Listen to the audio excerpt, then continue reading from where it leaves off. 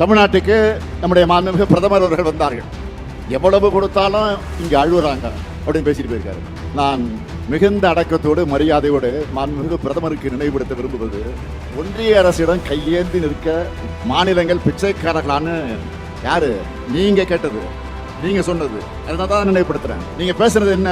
குஜராத் மாநிலத்துடைய முதலமைச்சர் வந்தப்போ ஆளுநர்கள் மூலமாக தனி ராஜாங்கம் பண்றாங்க, எதிர்கட்சி ஆளும் மாநிலங்களுக்கு ஒன்றிய அரசு நிதி வழங்குறத பாரபட்சம் காட்டுதுன்னு புகார் சொன்னார்.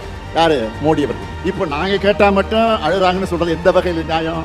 நான் கேட்பது அழுகை அல்ல, அது தமிழ்நாட்டினுடைய உரிமை.